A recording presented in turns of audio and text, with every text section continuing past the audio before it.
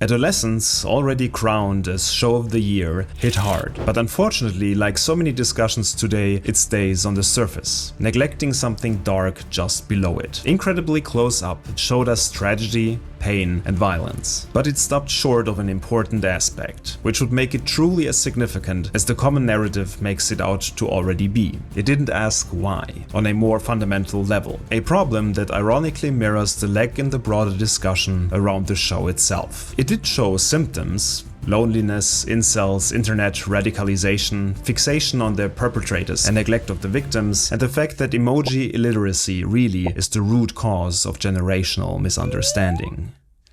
But it left out the disease, rotting uncovered under the surface. A disease which is more complex and even harder to stomach. The truth is that we are failing a whole generation of young men, and the result tragically will be that women are the ones who will be paying the price again. And if we don't understand the systems behind this, not just the stories, individuals, or buzzword concepts, then we're not solving anything. We make it worse. We're not just waiting for the next Jamie, not just the next Katie, but a rift in the very fabric of our society.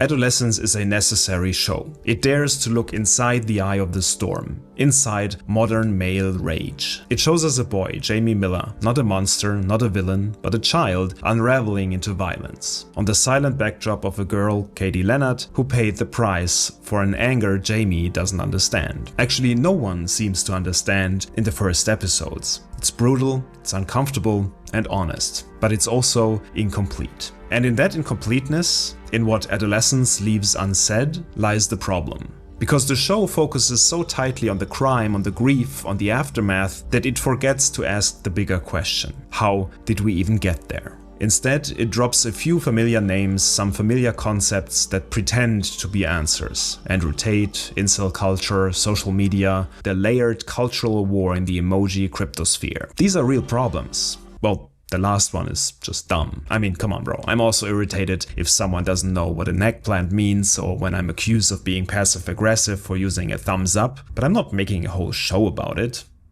Anyway, all of those topics are symptoms, not causes. Adolescence talks about Jamie not participating in group activities, but instead being glued to his screen, cut off from his parents, but it doesn't ask why he ended up there. It shows Jamie humiliated online, but it doesn't explain why that humiliation metastasizes into hate towards Katie. It shows Jamie sitting in front of a psychologist, going from sweet to creepy to angry to completely lost, but it doesn't show us what society did to him to turn a child into a seemingly schizophrenic horror, bringing a professional psychiatrist to tears. And if the episode didn't have enough themes crammed into one shot, it sprinkles class divide into this traumatizing cocktail. The result? Adolescence risks turning Jamie's fall into a cautionary tale about the effects of the internet era on a few extreme examples like Jamie, when instead it could have issued a warning of the externalities of a system correction, failing millions and maybe a whole generation.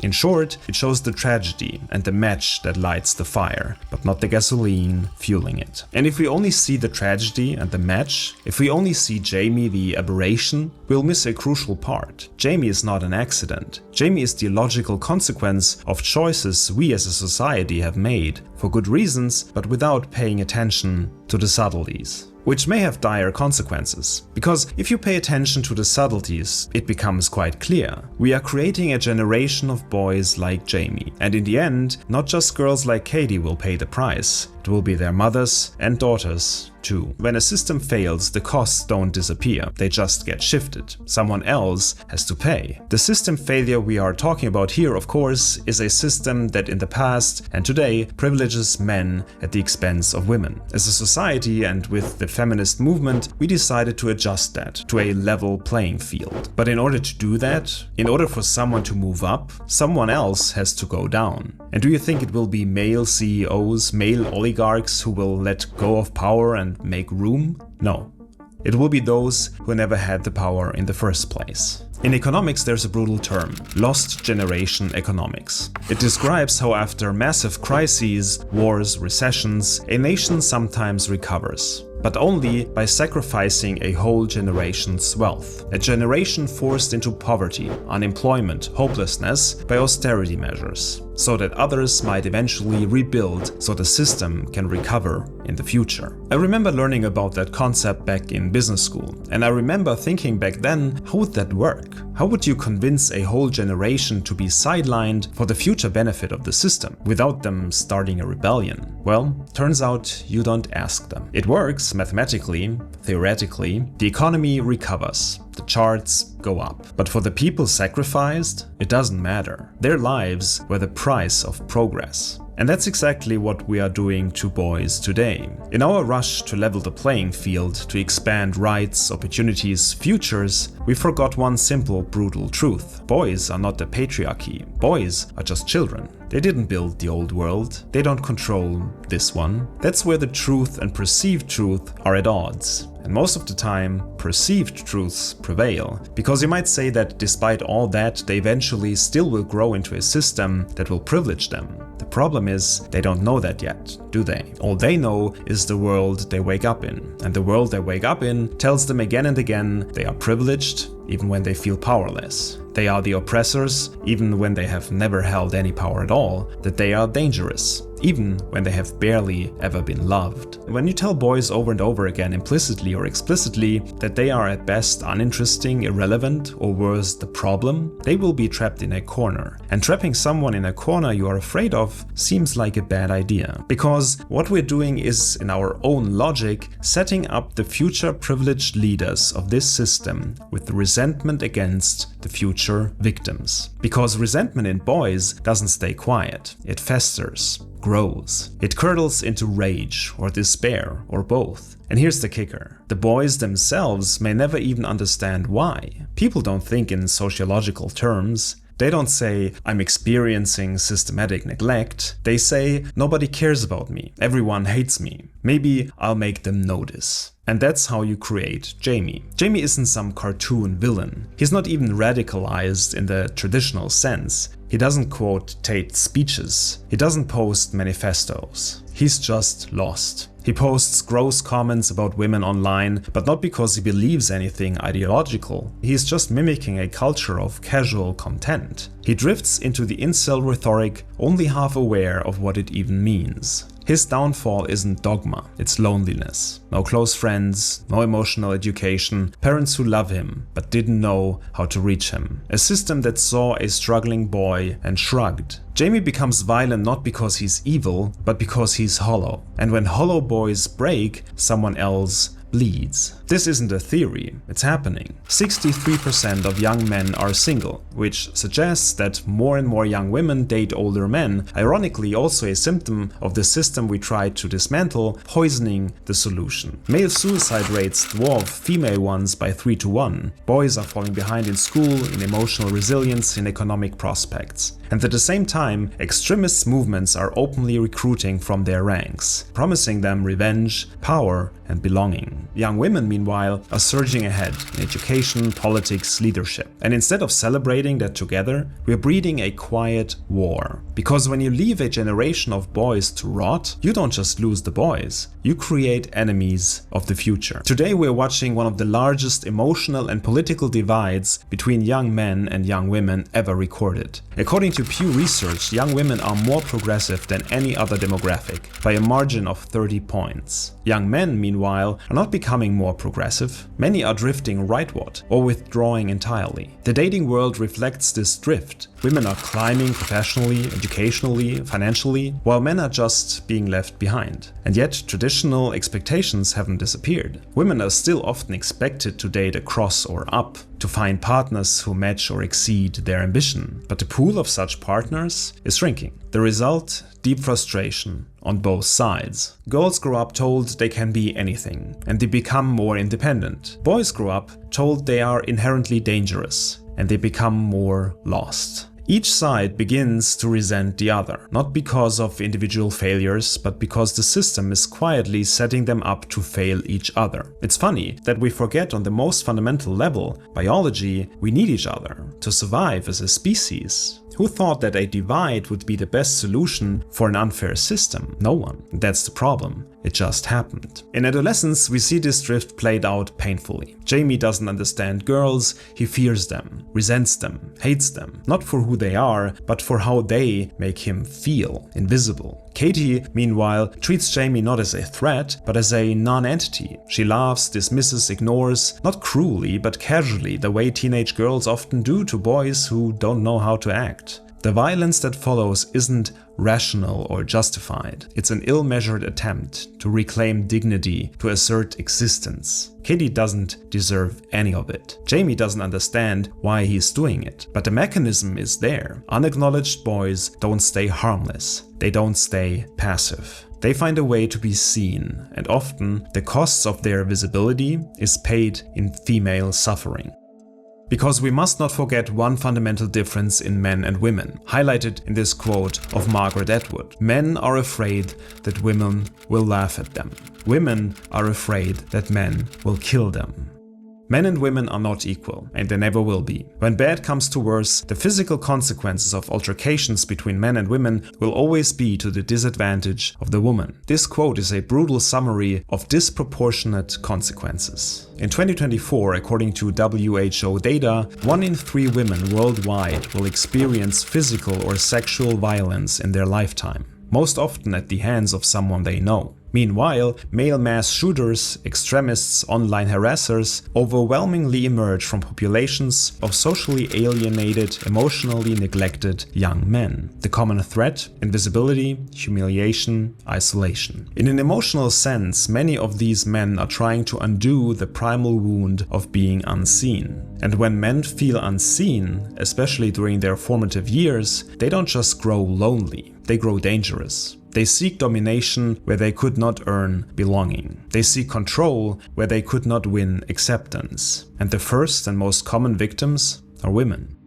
Not because women caused their pain, but because women became the mirror of their failure. Psychologists studying radicalization have found a chilling pattern. Before a boy picks up an ideology, before he picks up a weapon, he picks up a grievance. And most often, that grievance is interpersonal, not political. They laughed at me, they ignored me, they rejected me. It's not grand political theories that drive young men to rage. It's wounded pride, invisible loneliness, emotional illiteracy. And when these wounds fester, they become ideology after the fact. They become violence after the fact. Because if a boy learns early that connection is impossible, he will turn to conquest. Even Jamie's father embodies this lost framework. Loving but helpless. Present but passive. Deeply sorry but incapable of articulating that sorrow in any way that could have saved his son. Jamie wasn't beaten. He wasn't brutalized. He was ignored by a world that didn't teach him how to ask for help until it was too late. And so he reached for the only tools left: entitlement,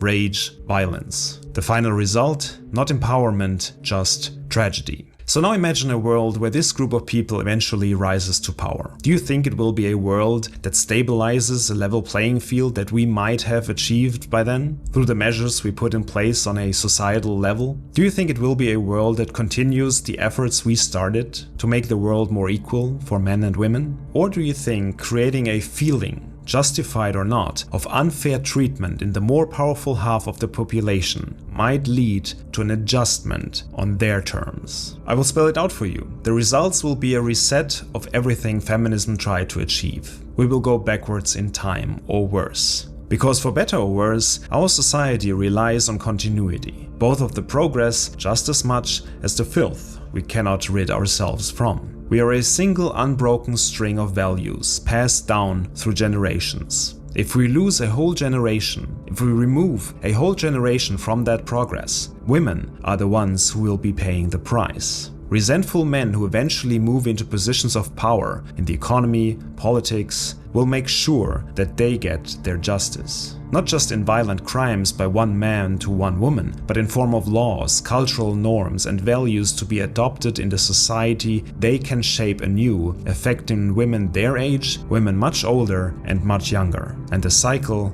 will start anew. Men and women are different, and they always will be. Denying that will not change the truth, but it will have brutal consequences. And part of that truth is that those consequences will hit the weaker part with more fatality. So instead of trying to eradicate something we cannot eradicate, the differences between men and women, maybe we should focus on turning those differences into a mutually beneficial system that acknowledges the fundamental truth: we need each other. If only one side wins the gender war, it will never end. So what can we do about all of that? If we don't want to keep repeating the cycle, we have to stop thinking of Jamie as a glitch in the system. He's not a glitch. He's the product. And the system, the world boys are growing up in, is perfectly designed to produce more Jamies. If we want a different outcome, we need a different system. That starts with one simple, uncomfortable truth. Boys are not the enemy. They are not the problem. They are children. Children who are growing up without maps, without guidance, without meaning. We have trained generations of boys in ambition, competition, and toughness. But we failed to train them in resilience, emotional literacy, communication, failure, and care. In Adolescence, Jamie's therapy scenes show a boy so starved for emotional tools that he can barely form a sentence. He sits in silence, arms crossed, jaw tight, not because he doesn't feel, but because he doesn't know how to speak what he feels. That silence is not strength, it's a warning. Boys need emotional education early, before the fracture happens. Not as an afterthought once they are already broken, not as a punishment, not for troubled boys, for every boy. If we don't teach boys how to deal with failure, pain, loneliness, someone else will. Someone like Andrew Tate, someone like the incel forums. If we don't fill that silence, someone worse will. We also need to stop putting all responsibilities on families alone. In Adolescence, Jamie's parents love him, but it's not enough. Love without structure, without skills, without systems, fails. Schools need to teach emotional regulation, not just test prep. Media needs to stop defaulting boys into being either predators or jokes. Communities need real spaces where boys can develop, not just sports, but mentorship, creativity, and service. Right now, boys either succeed alone or they fall alone. We need structures that catch them before the rage catches them. There's a deep fear right now that helping boys means bringing back toxic masculinity.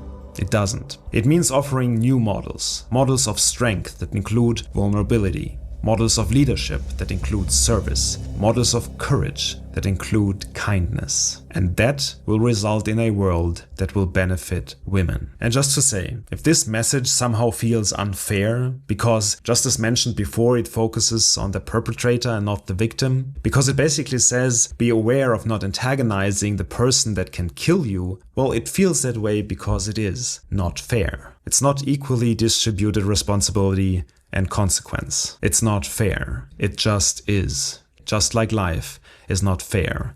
It just is. And we have to deal with it. If we do it right, we can deal with it in a way that leaves everybody better off. But to be honest, that's kind of a high bar, historically speaking. So what about the show? Does it deserve to be the show of the year? Don't get me wrong. There are worse pieces of content you could show in a classroom to educate on current social challenges. Believe me, I went to school in the 90s, I've seen it. However, like a lot of content nowadays, Adolescence was written like a collage, cramping a lot of buzz concepts into a single shot. Get the pun? Because they made each episode in one shot. Wow. But if you want to make a point about our society, you have to ask why and why again over and over without fear of the answer, until you reach the root cause. Adolescence doesn't do that, unfortunately. But then again, it's much better than doing nothing at all. So far. But who knows? Maybe like our society, the show is given a second chance and a sequel. So if this didn't leave you with enough despair and you want to know why we probably won't even make it that far in order to bear the consequences of a systematic neglect of a whole generation, check out this video on why we already live in the Hunger Games and what we can do instead of fighting to death for the amusement of the capital. See you next time.